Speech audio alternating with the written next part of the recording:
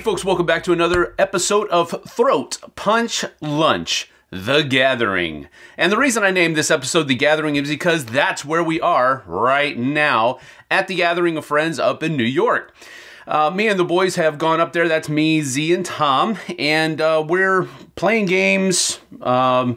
Hopefully, maybe seeing some new games that could be possibly coming out from the publishers that are attending the gathering as well. So, hey, we never know exactly what's going to happen, but it's usually a pretty cool time, at least, of just chilling out and getting some games played so that we can, in turn, tell you about them. So that's what we're doing right now. But right now, we've got some new contributors. We've also got some old and tried and true contributors. And those faithful ones have been here, some of them, from the very first episode of Throat Punch Lunch. So again, I always like to thank my contributors. And usually I do it on the end, but I'm going to start off with it this time. Thank you, contributors. You guys are doing a rocking job. So let's get to what they've done for you. Let's hit it. Hi, this is Ambie from Boardgame Blitz, and this is Strategically Thematic, a segment where I talk about theme in different strategic games. This time, I'm talking about Anachrony.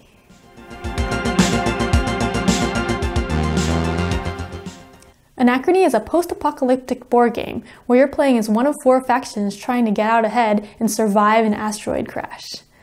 The game is a worker placement game with different types of workers that do different things. For example, engineers can be really good at building things, and scientists are good at researching things. In addition to the post-apocalyptic theme, Anachrony is also about time travel, which actually I don't think is very thematic in the game because the way it works is just a loan system. The gameplay is mostly linear, and the way the time travel works is that you borrow resources from the future, and then in later turns you need to go to your time travel machine to give the resources back. So it's basically like a loan. To me, that doesn't actually feel like time travel because you're not actually reliving the time periods, you're just living the one time period where the time travel happened to help you out. But I think the post-apocalyptic theme really shines in Anachrony. There are two parts to the worker placement. There's the main board and your own home board. On your own home board, that's where you live, and you can just have workers go anywhere you want.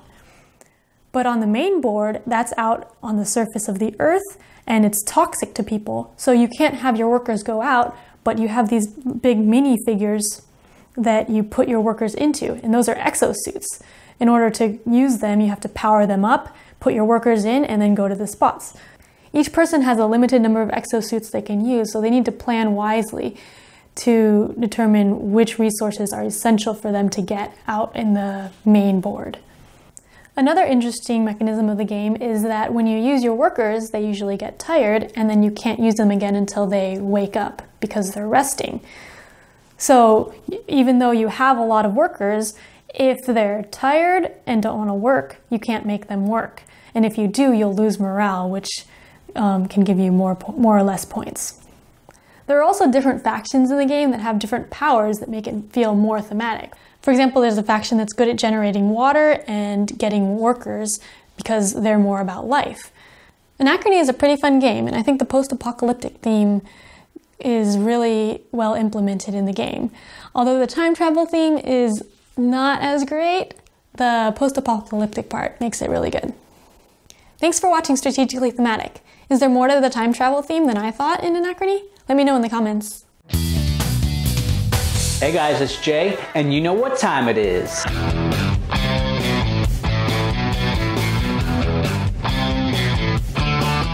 On 15 Pieces of Flair, I'm going to show you guys some ways to spruce up that game room.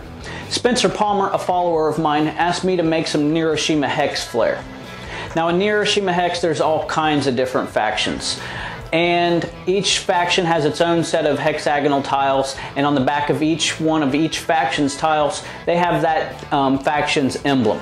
Now today, I made Spencer some flair for his favorite faction, and that's Mississippi. So let's check it out.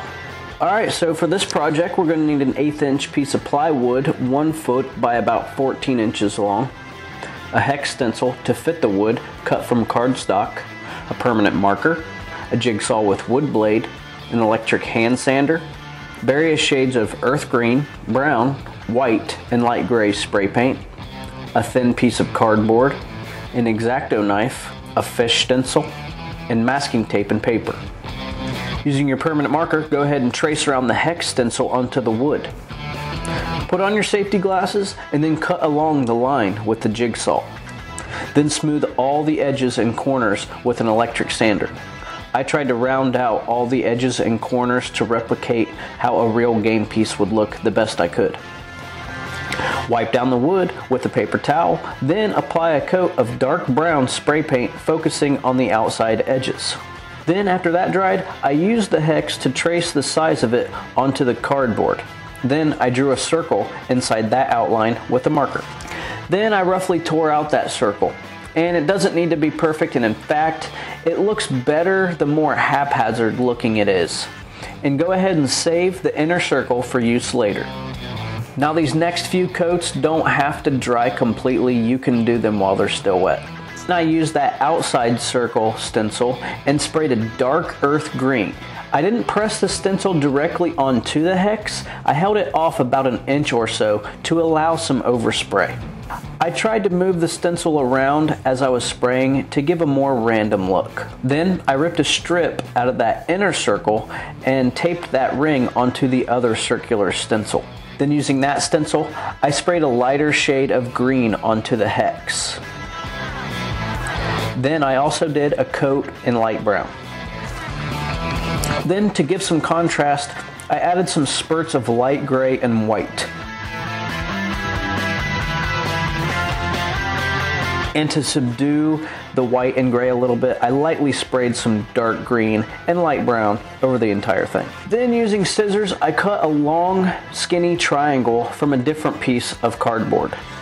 Using that stencil, I very lightly sprayed the white rays onto the hex. And then to subdue the rays, I lightly sprayed over them in dark green. Once that was totally dry, I went ahead and attached the fish stencil and some paper with masking tape. I then sprayed a semi-light coat of white over that stencil. Now you can wait till it's totally dry to remove the stencil, or go ahead and remove it now while it's still wet. And because I'm impatient, I did it now. Boom, there you have it. A quick and easy way to add some flair to your game room. Now Nihiroshima Hex, like I said, has tons of different factions. You could go through and make one of these for each faction, or just hang up your favorite one or favorite three or whatever. But I love this. Thanks for the idea, Spencer. And if you guys have any suggestions on games or idea like Spencer did, you can leave them in the comments below or get a hold of me anywhere on social media. Don't forget guys, 15 pieces of flair is the bare minimum. Some people choose to do more, and we encourage that. Have fun, everybody.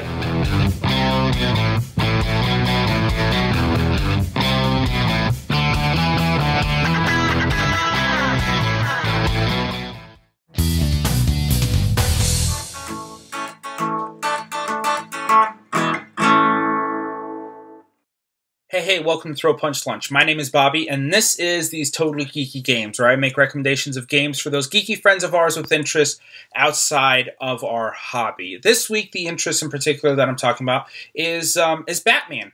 And if you've been kind of following the Kickstarter crowdfunding news of our hobby recently, you'll know that the Batman Gotham City Chronicles board game campaign, that game has been funded. It's been concluded. I think there's a way that you could sign up for late pledges soon if you would like. But maybe you're wondering, I feel like I don't want to go into that boat, but I feel like I want to have alternatives of friends to recommend to Batman fan friends of mine. And I'm sure we all have quite a few because Batman's a pretty popular character. So here are some games that I would recommend to friends of mine that are fans of Batman. First, I start off pretty light and recommend a couple social deduction games. I might start off with Batman Love Letter.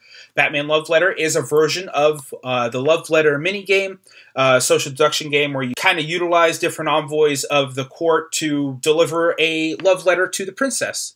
I don't remember how Batman implements this theme. Maybe you're delivering criminals to Arkham. I don't know. But you can use the different Batman characters and you get fun little bat signal tokens. So that's a fun Batman-themed game. Another fun Batman-themed game, social deduction game, is a game called Almost Got 'Em. Almost Got 'Em is actually based off of an episode of the Batman animated series. wherein the villains kind of sit around and play a card game and they talk about the time they almost got Batman.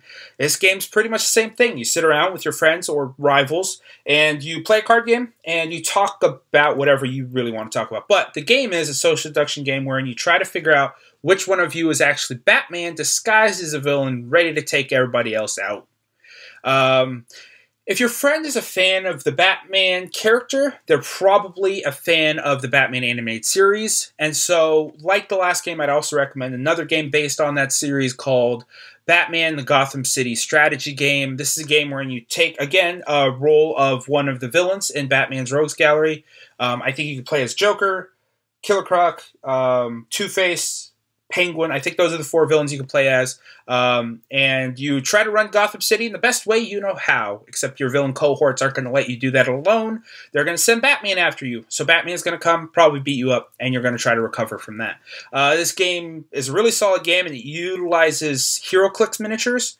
And so HeroClix actually is another game that I might recommend to Batman fans. And I know that I've seen HeroClix miniatures that are the kind of the Frank Miller, like stocky Batman with the really short horns. So if they like that version of Batman, maybe they'll like HeroClix. If they like the more kind of, I guess, mainstream, vibrant, colorful Jim Lee-esque versions of Batman, I think they might like the art in DC Deck Builder or DC Dice Masters better. And that's just subjective. But really, all 3 of those games, HeroClix or DC Deck Building game or a DC Dice Masters. All 3 of those games are pretty good standard games that you could recommend to any DC fan because those games have a lot of DC characters in them.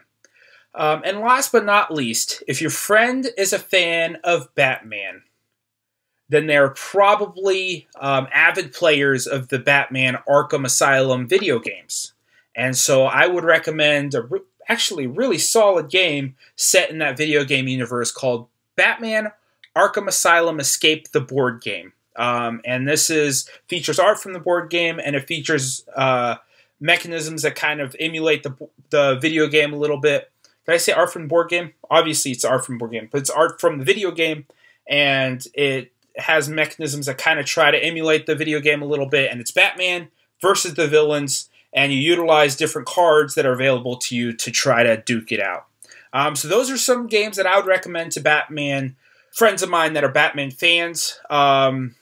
Are there any I missed? Let me know in the comments. And until then, I actually got to run because a friend of mine has just invited me, speaking of Batman video games, has invited me to play Injustice 2 with him, which is a video game that features Batman. And I'm going to play as my favorite character in that game that is from the DC universe and from the Batman universe. Michelangelo the Ninja Turtle. That's right. That's who I'm going to play as. So, until next time, my name is Bobby, and this has been these Totally Geeky Games. I'll see you on the next Throw Punch Lunch. Bye.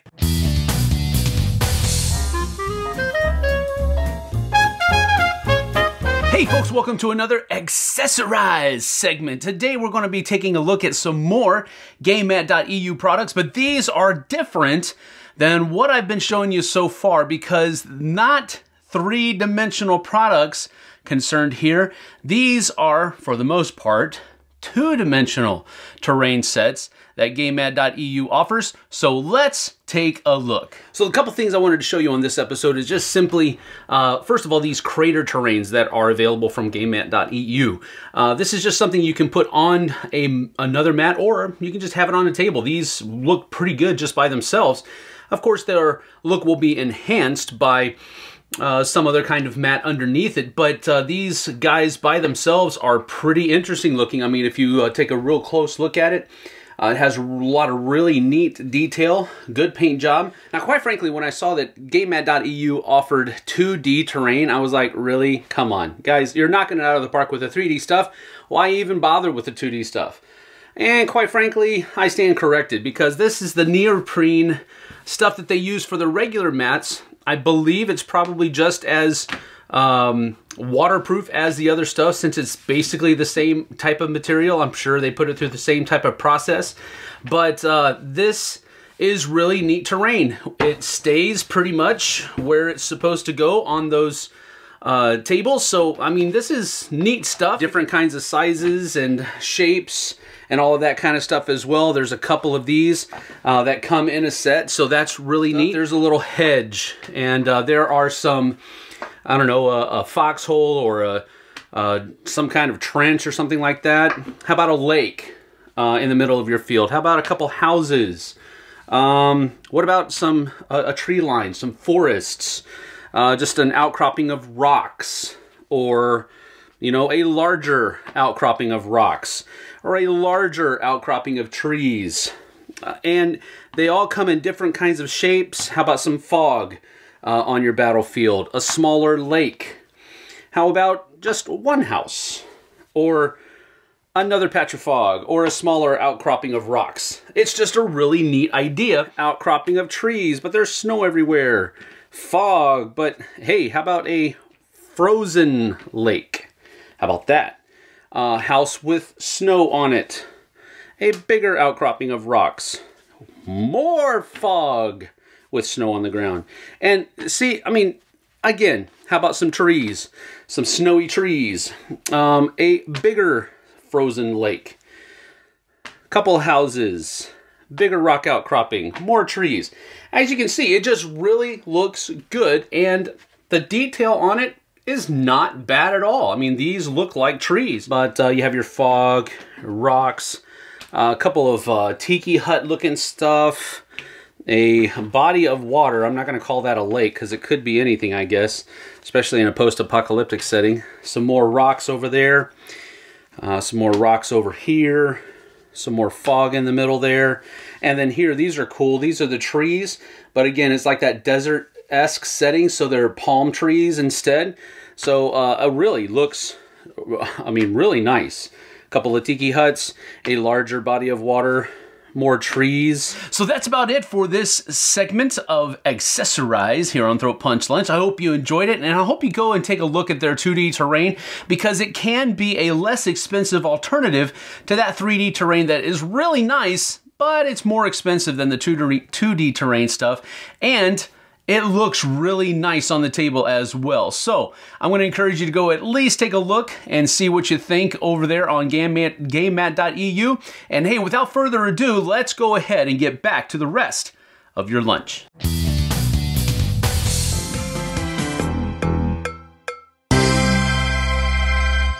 Hey, welcome to another Board Beyond the Board, a segment where we talk about games that are language independent or have very little language dependence. And today, join me as we become settlers going to Montana, trying to build our fortune. Although Montana is a work placement game on its core, it's basically a racing game. Players will be paying different resources in order to build their settlements. And the first player to build all their settlements wins the game. During a player's turn, the players will be able to take one of 3 possible main actions. On top of that, they can take a bonus trading action and trade as many times as they want. The first action is spinning the wheel and recruit workers, and then you acquire the workers depending where the arrow stops. Keep in mind that each color worker has a different function. They are specialists in a different area. The second action is sending your workers to different areas on the common board or on your personal board, and do different workers so you can acquire resources. If you decide to take the worker action, you're basically sending your workers to different areas on the main player board. Every location will have either a color meeple icon or some of those 2 white icons. That means you can use any color for this area. So let's say on the copper mine, you will place either 1 brown worker or 2 worker of any color to take that specific action. Now at any time on your turn, you're going to be able to take the bonus or the extra action, which is you can go and trade 1 of your cows and return it to the main supply and exchange either for 1 of each goods, 3 coins, or a worker. You can do that action as many times as you want on your turn, as long as you have enough cow to pay for it. Now the third possible action you can take is the build action. And you're going to build your settlements by delivering specific goods to different areas. Like if I want to build in here, I would have to pay 1 copper and 2 stones, and then I'll be able to build in there. Now, on the start of the game, you have to pay attention. There's this settler tile there. You can only build in areas adjacent to that tile. And then you can just keep building attached to other tiles forward, including other people's tiles like this. If you build a settlement where there's a cow, so you just collect that cow and place on your board, be able to trade that cow for things later on. So Montana was a very interesting game. Have a couple of different things, like using the spinning wheel and mixing this racing and work placement in one single game. So I kind of enjoyed it a lot. I think this is a game that is really nice, because although there's a lot of little icons and rules, it's not very difficult to teach at all, and it's a great game to teach new games as well. So I hope you enjoyed, and I'll see you guys next time. Thanks for watching. 323 to 584. D5. Adam Young, 1955. Okay. As a young boy, I used to like to watch my favorite television program, The Dukes of Hazzard, where I could watch my personal hero, Roscoe P. Coltrane, track down those two criminal cousins, the Duke Boys. And each week he would lock them up, only to have the incompetence of Boss Hogg to free those two criminals. Well, when I got the board game, I was able to play as Roscoe P. Coltrane and catch those Duke Boys for good. What? No. In this game, I have to be those criminals and outrace the police to get to Uncle Jesse's farm? Well, I'm sure there's some criminals out there that would like to play that game. But as for me, I don't know. It doesn't sound something that a law-abiding citizen would be able to get into. Here is the Dukes of Hazzard board game, where you have these two criminals being chased by the good guys, the police. Look at how dangerous they are. What an example for our youth you are. Here's the Dukes of Hazzard board game. You're going to have the road to Uncle Jesse's farm, the Dukes cards, and the Hazzard cards. And I do want to point out that these are just like business card type stuff. The attention to detail can be seen here. You're going to have 4 different cars. You're going to have Cooters. You're going to have the General Lee, which is green. You're going to have Daisy's Jeep and Uncle Jesse's truck. As a little kid, when I played this game, everybody wanted to be the General Lee, and that's who we fought over, and the last person had to be Uncle Jesse. The main thing going on in this game is the 2 different roads. You can go down the dirt road, which will allow you to draw Duke's cards, which are helpful, or you can go down the highway, which is quicker and faster, but there will be hazards in your way. Get it? Hazard County, hazard cards. If you're going down the highway, you'll roll 2 dice and move that many spaces. So let's go, Cooter. 1, 2, 3, 4, 5, 6, 7, 8, 9. Now, since I passed a hazard, I gotta take a hazard card. Old cow walking on a highway. Lose a turn. Lose a turn? That sounds like a great thing for the Duke boys to do. If you want to take the dirt road, you only roll 1 die. 1, 2. If you get past someone that says takes a Duke card, you'll take a Duke card. You jumped over a stream. Move 6 extra spaces. 1, 2, 3, 4, 5, 6. I landed right on the bridge. Jump the bridge on your next turn. So on Uncle Jesse's next turn, he'll be able to jump the bridge and get ahead. Now, in order to use the jump the bridge, you must land exactly on it. If Daisy feels like Uncle Jesse's getting too far ahead, she can roll the dice. And if she rolls an even number, she can skip her turn and set up a roadblock for Uncle Jesse. There isn't anything better than having Daisy help me put those roadblocks out to stop Uncle Jesse and those Duke boys. Then, on Uncle Jesse's next turn, he will have to roll the dice to remove the roadblock and then move back the number of spaces that he rolled. 1, 2, 3, 4. Take a Duke's card. You made a perfect turn. Move 4 extra spaces. Yay! 1, 2, 3, 4. Now, there are a couple of rules to keep in place. When you're on a dirt road, you cannot pass anybody. On the highway road, you can share a space or pass somebody. Now, on the dirt road, if you land exactly on somebody's spot, you bump them off the road and they lose their next turn. As the race to Uncle Jesse's farm continues, you might have to stop here at the gas station. If you do, you roll 1 die. You exit on an odd number on a dirt road. Limit 3 turns. Yee-haw! If you get stuck here in jail, you roll 1 die to escape. With a 4, 5, or 6, you escape on the dirt road. Limit 3 turns. I'm still stuck in jail. This rootin' tootin' racing continues until somebody gets to Uncle Jesse's farm and wins the day. While this is just a simple roll and move game, it does give kids the option of going down the dirt road or going down the highway. The dirt road is slower, but it is safer. Where the highway, they have to look out for the roadblocks and the hazards that the police are putting there for these two criminal boys. At the end of the day, this is a simple racing game. Boys and girls and adults alike who like the Dukes of Hazzard are probably going to like this game a lot more. What you're going to get here is nothing to write home about. This is going to be a game about getting to Uncle Jesse's farm as quickly as possible and outrunning the police. That doesn't sound like something I would want children to play. Due to my love of the Dukes of Hazzard, I'm going to give this one a pass and say, while this game does break a few of my personal laws, it is a safe game to play.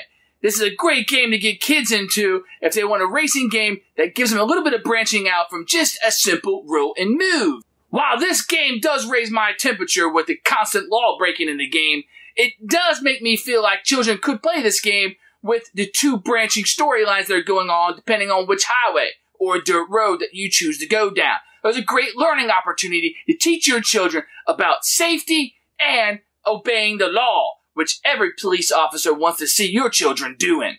This is not a misdemeanor. It's not a felony. This is a straight up play with your kids, especially if you've taught them the goodness of the Dukes of Hazzard.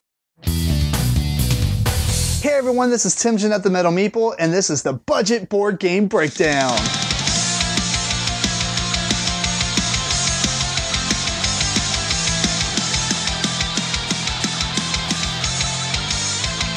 So what I love about clearance games is the fact that they're usually really cheap.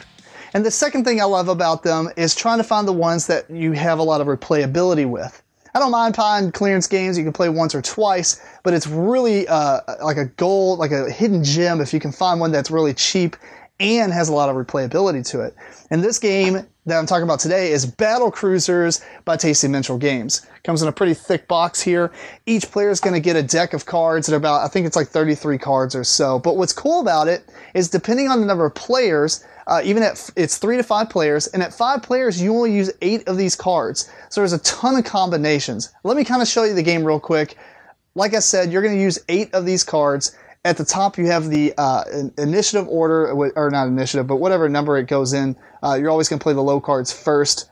You'll see that in a second. But each one of these have a different number. Every player has an identical deck, other than the number is a different color to represent the different players in the game. You can see these are blue. Anyway, let's just take, let's say we're playing a 5-player game. You're going to get 8 cards. I'm going to take these 8 cards just at random for this. But the other ways you can do it is you can draft them. You can just decide who, everybody pick a cool card and let's do that. Otherwise, in the rule book, it does have a lot of layouts and different type of gameplay elements that you might encounter while you're using these setups. If you want more PvP or you want more victory point chasing. Because there's 2 ways to win the game. You can eliminate other players. So there is player elimination, but the game's pretty quick. And the other way to win is if you get 15 victory points by the end of at the end of a round. Whoever has the most at that point is going to be the winner. So what you do, you're going to take these cards, you randomly shuffle them up, you place one face up in this recovery zone. Each player gets one of these boards. Pretty much just has like the turn sequence and a couple spots for the cards. And then one's going to go in your discard pile. So not everyone's going to start the game with all their cards. Because the cards in your discard pile are permanently removed, there are a few special abilities that would bring those back, but for the most part, that's out of the game. And if all your cards are out of the game, you're eliminated. Anyway, pretty simple. Each player is going to look through their hand of cards. They're going to select one, put it face down in the in play section here, and at the same time reveal them. The lowest number is going to go first, so in this case, it's probably not going to be the lowest, but it depends on what cards are actually in the decks to begin with. So, when it comes to my turn, if I'm the only person who played the 33, then I get to do this ability down here, which is choose an opponent to discard 2 cards. So I could choose an opponent, they would take 2, put it in their discard pile, those are removed from the game. Let's say another player, though, played a 33 as well. That is a clash, and then down at the bottom in this red, let me see if it'll focus, you're going to perform that instead, which is discard, what's it say? Discard one card and lose one victory point. Everybody does start with one victory point, but as you play the game, you're going to obtain more. So if you clash, it's really bad. Typically, the clash effects are all bad, and if you play it alone, it's got the only good ability. At that point, you're going to keep going until you resolve everybody's cards. The one that's in the recovery zone will come back to your hand, and then the card that you just played will go to your recovery zone, essentially putting it on cooldown for a turn. Then you would pick another card and play it, and then you would resolve them according to the numbers from lowest to highest, and you would just keep going until either at the end of a round, only one person stands, or like I said, somebody has 15 victory points. This game is really cool. There's a ton of different cards in here. There's some that allow you to repair. There's some that will just get you straight victory points. You can steal from others. So you can see the combinations are a little bit, they're different because you can have a deck that's built specifically to just attack each other and take that and everything. You could build another one that might be more about efficiency and get victory points. Sometimes the combinations don't work out very well. There are some that we've played that have just been really bad. I mean, it's like you will play this card, then you play this card. And if you happen to have discarded it at the beginning of the game, you're very unfortunate. So otherwise, though, for a clearance game, and I've seen this on clearance many times in the past maybe 6 months or so, it's an incredible find to get for the cheapest, for the price that it's been going for. So anyway, if you have any questions or comments, please comment below. If you played this game, let me know what you think about it. If you want, you can email me at timjennette@gmail.com. Follow me on social media. Follow my podcast called Meeplecore. And until next time, keep on rocking and rolling dice. Hello, Fruit Punch Launchers. This is Paweł from Geek Factor speaking. Now, as I said from the very beginning, my mission is to make you aware of what the board gaming scene in Poland looks like. Now, we have big board game conventions here. I'm talking about things like Pyrkon or Gramy Festival. Big, huge events that last and bring about 3 to a couple of thousand guests over the course of a weekend. Now, other than that, we have a bunch of smaller conventions. Conventions like the one you see here. This one is called Board Games by the Sea, and it is in the city of Koszalin, organized by R&P Dice. Now, here we have like 600 visitors over the course of a weekend. The entrance is free, you come in, you rent out a game, you find a table and you play. And that's basically it. And this is met with a huge support from publishers, from Polish publishers, who always want to support those types of events. And even if they can't show up personally to those events, they will always send out games that then the organizer can rent out to people who come here and play. And that's how usually that works. Sometimes publishers do come here, they set up booths, because for example, they have a new prototype that they want to test out, or simply they want to be where the gamers are and they want to stay in touch with their customers, with gamers. So sometimes we have publishers, we have booths, but most of the time it's just about being around gamers and simply spending some time playing a game. We love those conventions. This is the 3rd edition of Board Games by the Sea. 2nd time we've been here. We'll be coming here every year because this is just great people organize this and this is just a lot of fun. Right now, for example, I am sitting down with Piotr Mąkiewicz from R&P Dice, who is the organizer of this event. Welcome, Piotr. Thank you for joining me. Hello, everybody. Thank you for visiting me. Not a problem. Always fun. Listen, because I presume you are not in the... Well, I know, but viewers presume you are not in the business of organizing board game conventions. So just to give viewers the idea of who you are, what do you do every day? I'm the owner of R&P Dice Tables for Gamers company. I produce tables for gaming and home use. And this combines very good with the board games conventions, playing board games as well. Exactly. Now, so what would you say was the idea behind creating Board Games by the Sea? Because I like board games. I know it's a great way of spending your time with the family, friends, not in front of the TV or obviously tablet or gaming console. And there's nothing around Koszalin, where we're here right now. It's around 200-300 kilometers to drive to visit some other conventions. And I say, why not here? Let's try to do this. Yes. With help of you and some others, people from the gaming community. They'll help me, and that's the 3rd edition. Around 600-700 people every year. I was just saying that publishers like to support those types of conventions by sending games that people can rent out. Do you find it that they are being supportive of Very. And I would like to thank you for the Portal Games, Born and Dice, Phalanx. They are with us from the beginning. Always support us with tons of games, with special prizes for people that want to buy their games. It's very, very fantastic. So Koszalin is how big exactly of a city we're talking? Around 100,000 people. Would you find that it's like a common thing with cities of that size in Poland, that there usually you don't have such a big board gaming community, and it is actually why such events are important for the hobby in general? I can't say for the rest of the Poland, but in Koszalin it was very, very hard to find people to play board games. And after 3 years of planszówki nad morzem, board games by the sea, yes, we find that there's the same people are coming every year, and they bring in their friends with them.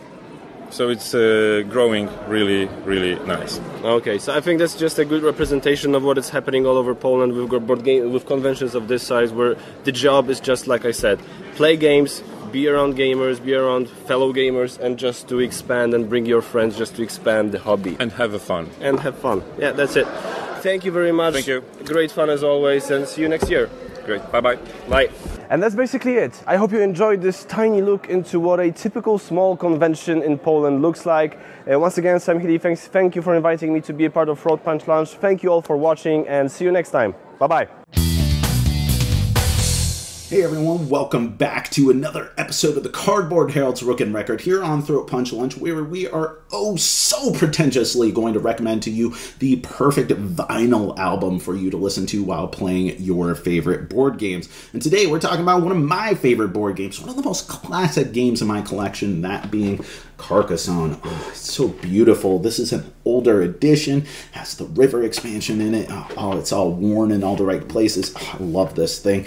And that Carcassonne is just so pleasant. It's got all the edges sanded off of it. It's a beautiful, approachable, wonderful, delightful game in kind of an idealistic world that you want to occupy, the world you want to exist.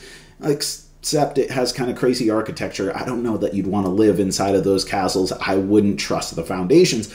But that said, this is an incredibly pleasant looking game. And that's kind of like the album Bridge Over Troubled Water by Simon and Garfunkel. I mean, just look at these two dudes hanging out on the front here, with Simon being the mustache for Garfunkel. They just look like they're having a silly fun time, and this isn't overtly political Simon and Garfunkel. This isn't Sound of Silence Simon and Garfunkel. This is just them singing about friendship and togetherness and loneliness and depression and the seedy underbelly of New York. And actually, they are using folk music to its secret potential of giving you a pleasant subversion of all sorts of social norms in a delightful package that your parents will allow you to listen to.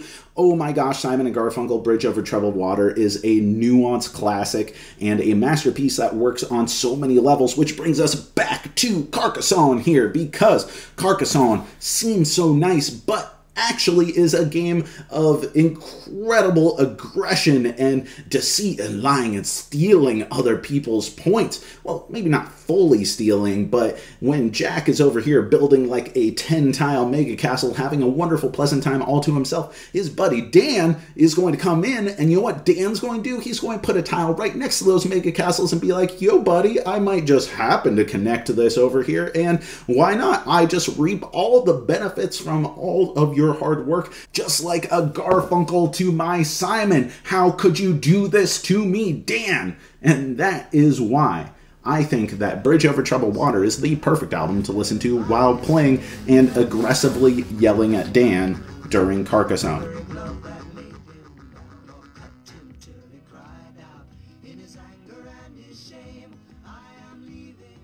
Alright everyone, thank you so much for watching the Cardboard Herald's Rook and Record here on Throat Punch Lunch. If you want more reviews, recommendations, or Rooks and Records, you can head over to our channel. Let us know your personal Dan story and what album did your parents let you listen to, but secretly you were rebelling against everything they taught you. Let us know in the comments below. And above all, thank you so much for watching, and remember that the more that we do of these, the less bad music you will have to suffer at the table.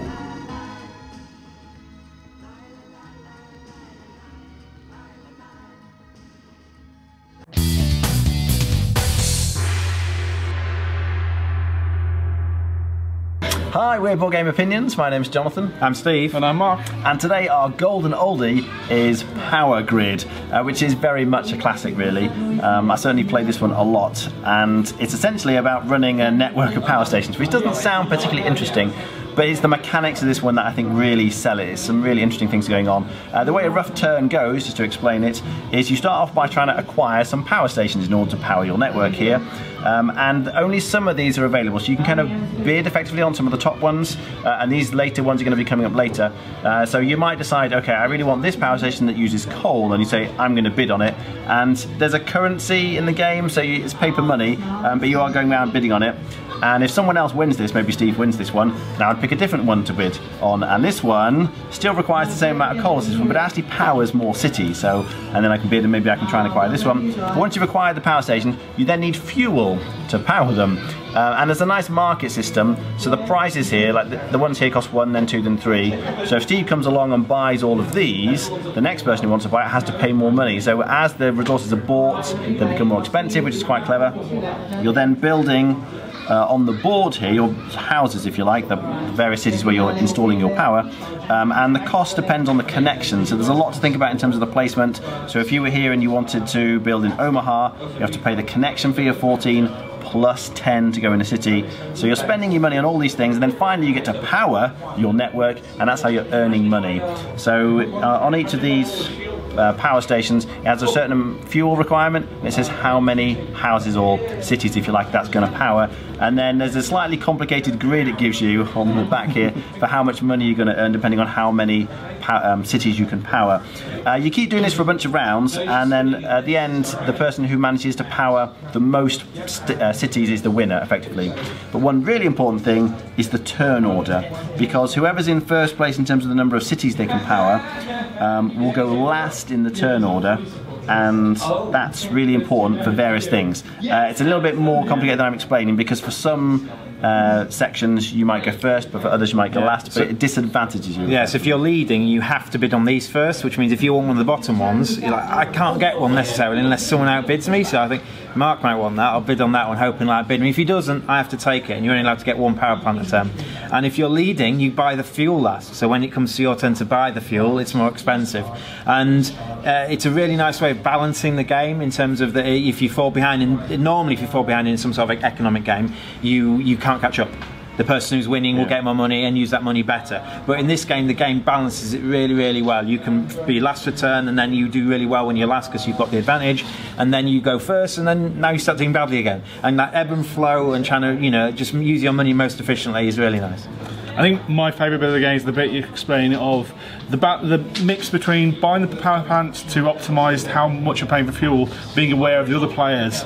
If they start going buying a lot of coal power plants, coal is going to shoot up in price. You need to get out of the coal market quickly. You want to take on nuclear power, whatever, and it's that constant balance in the game, seeing what the people are doing and then trying to work against it. There's a lot of interaction in the sense that you've got to pay attention to what everyone else is doing. And there's blocking on the board as well. So if Omaha is free, but yellow and red can get there, it depends who's going first. It depends if they've got the money to do so. You can build through people as well, and so getting these spots early is key. And then as the game opens up and you get further into the game, more and more spots on the board become available, and they quickly get taken by people who've been waiting for that spot for a while. And the really nice thing at the end of the game ends when someone's built, I believe it's 14 power plants. It depends on the number of players. It depends on the number of players. So I'm in the game, I've built my 14 power plants on the board, but if I can only power 12 of them and he can power 13, all 13 of his, he will beat me. So it's not necessarily the person who ends the game that will win the game, it's the person who can power the most at the end.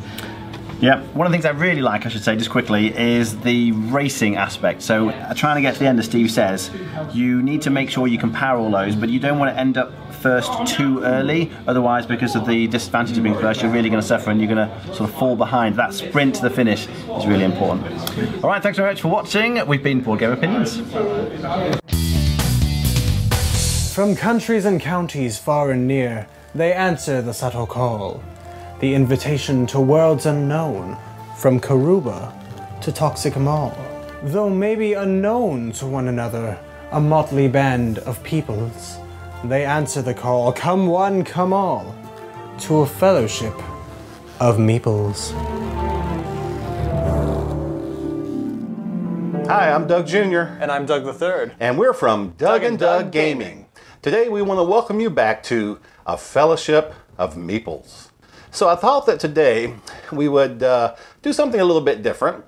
We did have our regular game night Tuesday night. You were there. Yeah. And we had a great time. We played some little filler games until some other people got there, and we had a good enough group. We had a rousing game of Lords of Waterdeep going. Yes, we did. Which I love Lords of Waterdeep, one of my favorite games. So I thought it'd be interesting to find out who these people are, where they come from. But then I thought, well, maybe we should start right here. And so I want to talk a little bit about my friend here, my son, Douglas III, and find out who he is and what he's all about. Now, of course, I know, but thought I might share some things with you. So, first of all, Doug, where are you from? I am originally from Davenport, Iowa, but currently I live in Crestview, Florida. That's right, and I remember that. I was there. I saw you a few times here and there. Douglas really got into the board gaming hobby pretty much along with me. Yeah. We kind of did this thing together. But tell us a little bit about what you like to do. What are some of your favorite games and tabletop activities, let's call it? One of my favorite just ideas when it comes to board games is having choices to make.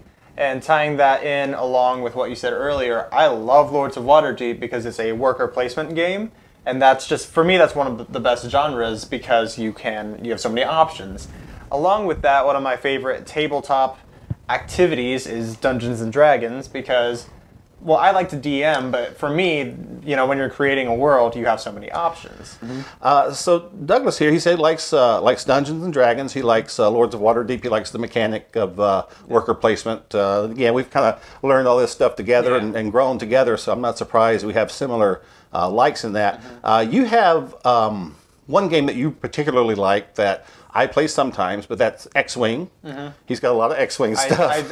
I do enjoy some X-Wing here and there. And I do enjoy X-Wing, not as much as he does, but... I've invested in it a little bit more. Right. So, and that brings us to maybe one of our differences. So I'm going to give you a choice here. So what's your favorite, Star Wars or Star Trek? Here's the answer I know you want to hear, Star Trek. My thing is I'm more of a fantasy guy anyway. But if it comes down to the sci-fi genre, I like Star Wars. I know more about it. Yep. Personally, I'm more into it. I don't freak over it, but you know. I love Star Wars too, but I am a bit more of a Trekkie. And I'm a Whovian. You are a Whovian as well. All right, so I was thinking of another geek question. Okay, what's your favorite, DC or Marvel? Oh God, you're gonna make me do this. I didn't tell him about this ahead of time. No, he didn't. I'm gonna be so basic because I'm going to say Marvel. Now, when it comes to the comics, DC all the way. But in movie quality, Marvel has that pretty... At the edge, maybe? Definitely, yeah. All right. I think that's been a fun little talk I've had with my son here. Yeah. Kind of caught him off guard. He didn't know about this, so that's all right. That's been interesting for me, and hopefully it has for you as well. So for now, I'm Doug Jr. And I'm Doug the Third. And we're from Doug and Doug Gaming, and you've been watching Throat Punch Lunch in our episode of A Fellowship of Meeples. We'll see you next time.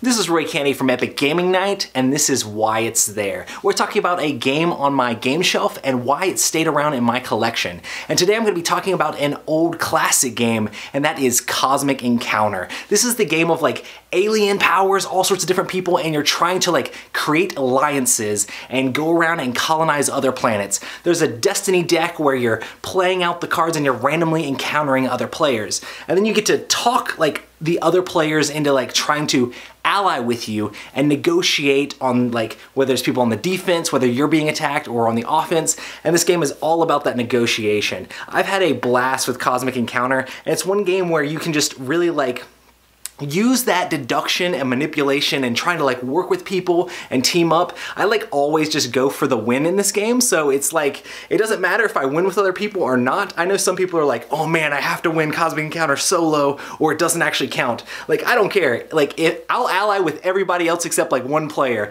to win the game, and I'm totally fine with that. I like always try to like mitigate like the level that I have, as far as like I have this many planets, they have that many planets. I try to like stay the same level as everybody else, so that way they'll be more willing to ally with me, which is really fun too. I've had so many crazy scenarios in Cosmic Encounter. There was like one game where I actually did win by myself, because the very last round, like everybody was at 4 colonies on everybody else's area, and the guy pulled the destiny card for my area.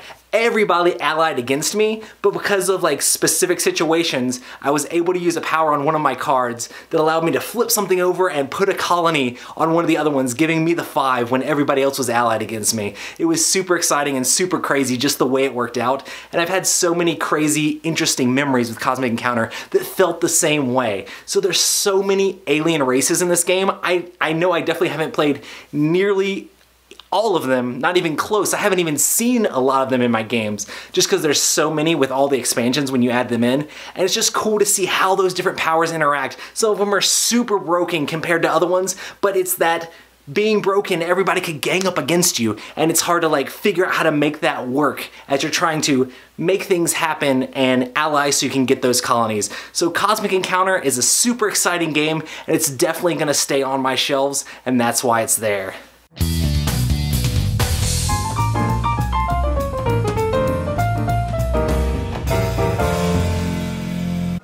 Hey gamers, this is Liz Davidson from Beyond Solitaire, and I'm here to bring you another episode of Solo-Thrash, Amerithrash gaming for those of us who like to play alone. This week I want to showcase Spirit Island because it is very quickly becoming one of my all-time favorite games, and I just can't let it go without recommending it to you. Spirit Island is kind of like Pandemic, except that it's more complicated, and the diseases are actually colonists who are trying to take over your island. For a one-player game, I recommend that you play as either 1 or 2, if it impacts the amount of your territory, spirits who are trying to kick the invaders out. These guys, the Dahan, are good, and our job is to protect them and move them around in advantageous ways. These are the cities and towns of the settlers who are eventually going to spawn explorers that will pillage and ravage our islands. So they will kill Dahan and they will leave behind blight, which is something that we have to control or else we lose the game. In Spirit Island, there are a number of different spirits to choose from. Some are faster and have more quick fiery attacks, while others are slower to grow in power, but they end up being real powerhouses with a lot of defensive abilities. Or you can go for characters with more unusual play strategies. For example, Thunder Speaker has powers that are dependent on where your Dahan are on the map. And the Bringer of Dreams and Nightmares doesn't have very much attack power at all, but is focused specifically on scaring the pants off of the colonists so badly that they leave out of sheer terror. Now, fear may not seem like such a big deal, but in Spirit Island, it most definitely is. In fact, you pretty much can win the game without scaring the colonists at least a little bit. Every time you move the complete fear pool down into the generated fear area, you are able to draw a fear card, which gives you an advantage against the opponent on the next turn. So, depending on what level you are of fear, you're going to get a different buff. The other thing is that your terror level affects your victory condition. For example, at terror level 1, the victory condition is that you have to get rid of every single colonist, explorer, town, and city. And if you play even a couple of turns of this game, you will realize how ridiculously hard that is to do. However, if we're a few fear cards in, you get another terror level, and the victory condition changes. So now you only have to destroy towns and cities. If you keep scaring those poor colonists, you can get all the way to terror level 3, where the victory condition is just destroy the cities. And if you really scare them, you win. So fear is actually a legitimate way of combating your invaders in Spirit Island, even though there are other ways to do it, such as removing settlers through attack powers. The other thing that's interesting about this game is you have to control your blight. If you ever run out of blight over here, then you lose the game. So if you let your invaders do too much damage to your island before you get rid of them, it's bad news. The other thing that's interesting about this game is that strategically, you always know what's about to happen on upcoming turns. For example, for Explore, I know that I'm going to have explorers in an area on the map that has sand on it. Here's an example of sand, in case you are curious. And then they're going to follow a very predictable pattern. So on the explore turn, more explorers will go out into the world. On the build turn, places where there are explorers are going to build more buildings. After they've built, they're going to ravage, which probably actually represents something like changing the land for agriculture. But, you know, in this case, we want to keep our island pure. But ravaging actually causes damage to the land and does things like bring blight and kill Dahan, and then the discard. So you can always see the pattern that the bad guys are going to be working in. And you have to work on your own end to counteract whatever they're doing. So the brief explanation I gave is honestly nowhere near enough to fully capture Spirit Island. It's a pretty complicated game, and your first couple of plays may be a bit rough, but once you get into the flow of it, it's just really satisfying. There are all kinds of different spirit power cards that you can acquire and use to get rid of settlers in the most strategic ways possible. There are great ways to coordinate with, you know, different spirits and have them use complementary skills to reach goals together. It's just generally a very satisfying game. And once you get pretty good at the base version, you can add special scenarios, and there's also an expansion that I haven't tried yet, but I hear really improves play. So check out Spirit Island, and happy gaming.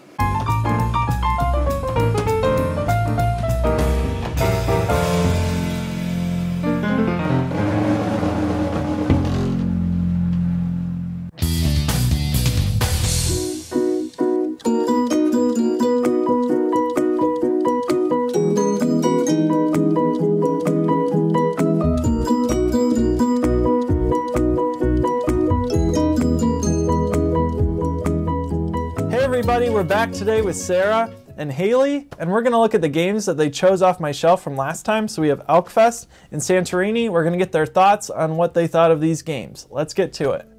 Okay, first we're going to get Sarah's thoughts on these games. So let's talk about Elkfest first, Sarah. What were some of your favorite parts of this game? I liked that Elkfest is more of almost like a physical game because you have to flick the little stones to get them where you want them to be. Yeah. Did you like how easy it was to teach and learn? Yeah, it was super simple. Yeah, and it's kind of nice you can play it wherever, so like whatever table you have, you can kind of pick it up and learn it easy. Okay, let's get to Santorini. What were some of your favorite parts of this game? I liked Santorini because you can build up all of the little pieces, and it's a little bit more challenging because you have to be more strategic. Yeah, with your god powers, you kind of have a special power each game, so it kind of makes it different. That you get something else that you have to think about. Would you recommend both of these games to like non-gamers, like people who don't play a lot of games? Yeah, I think I would. Okay, cool. So maybe check these games out if you haven't already, or maybe these would make a good gift for a non-gamer that you know. Okay, now we're going to get to what Haley thinks. So let's talk about Elkfest first, Haley. What did you like about this game? I liked it because there wasn't a lot of thought involved. You could kind of just push the stones and see what happened. It was really fun. Yeah, it's kind of a lot of excitement, especially when you flick it perfectly and get your moose to go. It wasn't stressful. Okay, let's go to Santorini. What were your favorite parts of this game? I loved this game because there was a lot of strategy involved and it kind of got competitive. It's cool, though, to have to think about your next step before you do it. Yeah, you kind of have to really think about what the other person is doing, too. Is there anything you didn't like about either game? I think both games were great. This one was more challenging, but I don't think that was necessarily a problem. But this one, the Elkfest game, it was kind of hard when your stone was like behind your elk before you had to like move it. It was hard to flick it and get like a way to move forward from there. Especially like if someone's really far ahead, it's kind of hard to catch up. Yeah. Good point. Now, which one is your favorite, if you had to pick a favorite? So I think Santorini might be my favorite just because I like games that have a lot of strategy, and Santorini is a place I'd really like to visit someday, so that's kind of why I was drawn to picking this game in the first place. Okay, cool. Would you recommend both these games to like non-gamers? Absolutely. Okay, awesome. Okay, everyone, those were their thoughts on Elkfest and Santorini, two non-gamers' thoughts that provide a different perspective on these games from us gamers. If you like this idea, let me know in the comments below. Do you want to see them pick another game? We'll see you next time, though, guys. See ya. Make sure I'm recording, Sarah. That's good. I'm sorry, I didn't mean to. Hey, Sarah, what does it remind you of?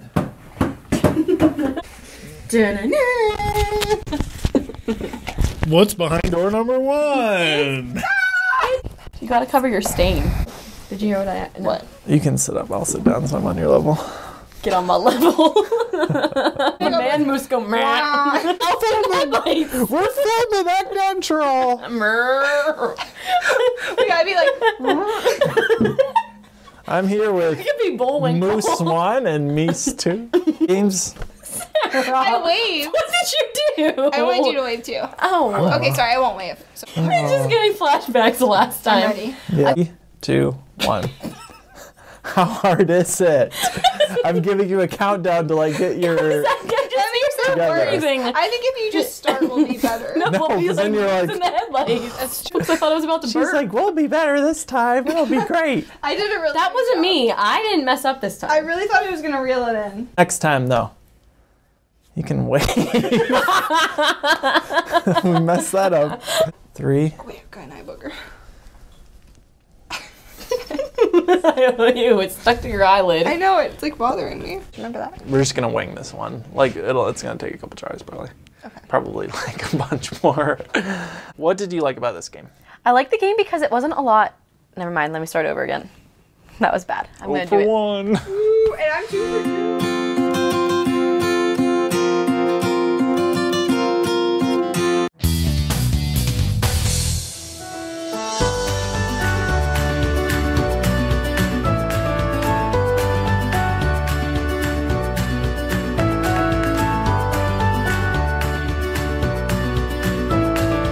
Enjoying your lunch, everyone? I am Luke Hector from the Broken Meeple, and this is the Starting Tile, your new source for gateway games to get your friends, spouses, and anybody else you know into this hobby. We're taking a trip back in time today with a new game I've only just recently acquired, but it's been on my list for some time, and that is the 1999 classic Lost Cities. I had my eye on this for a while because this was the game touted as, this is the game that my spouse enjoys.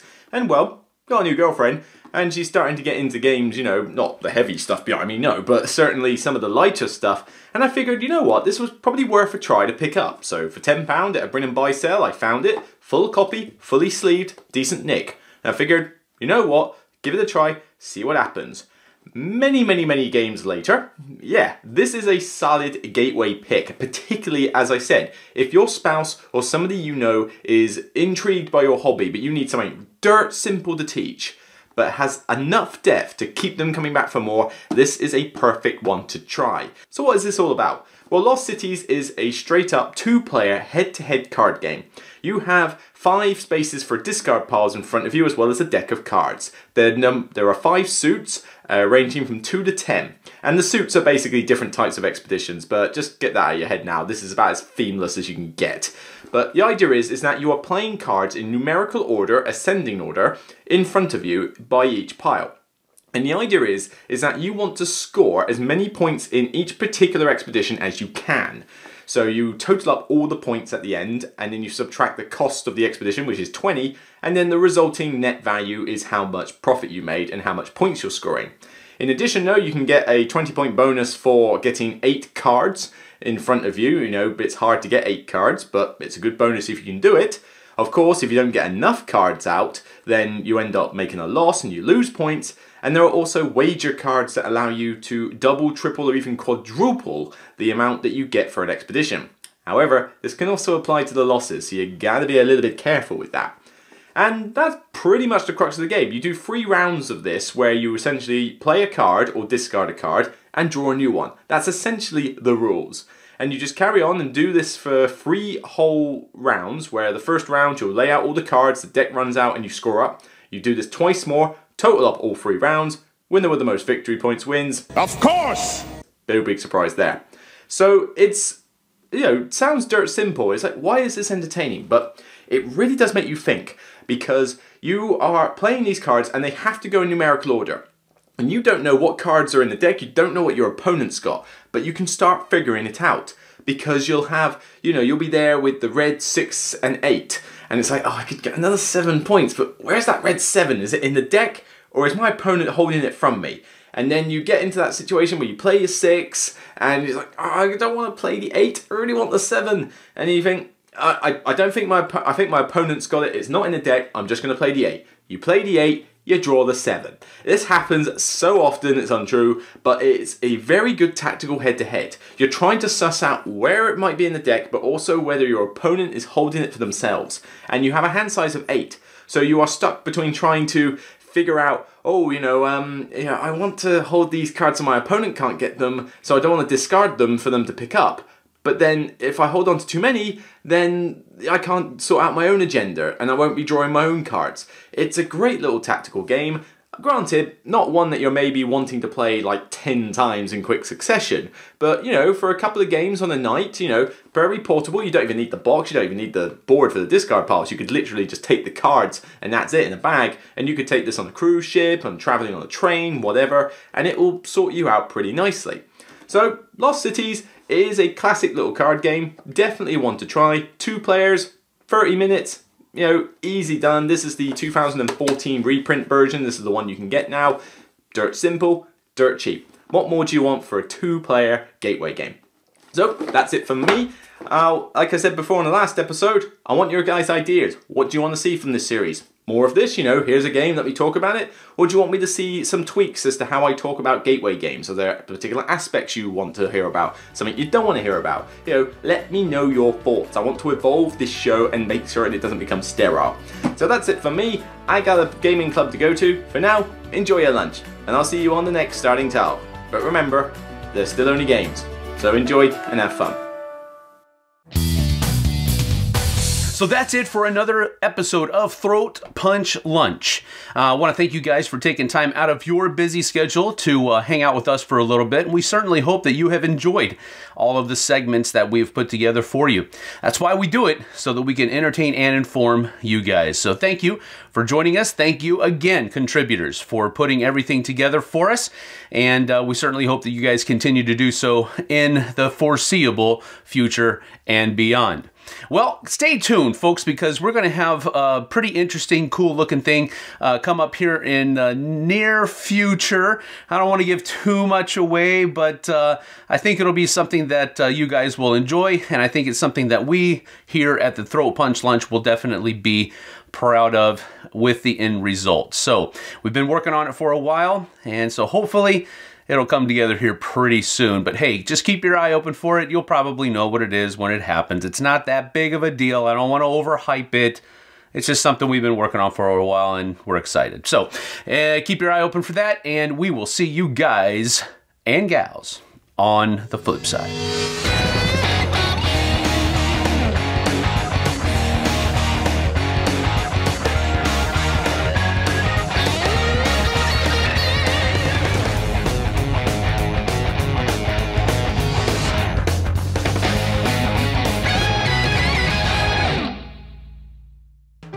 Thanks so much for watching the Dice Tower videos. Find more great videos and reviews, as well as our top-rated audio podcast at Dicetower.com. You can also find other great shows at Dicetowernetwork.com. I'm Eric Summerer, and you've been watching The Dice Tower. The Dice Tower is sponsored by Cool Stuff Inc., where you can find great games for great prices. Cool stuff in stock. Check them out at CoolStuffInc.com.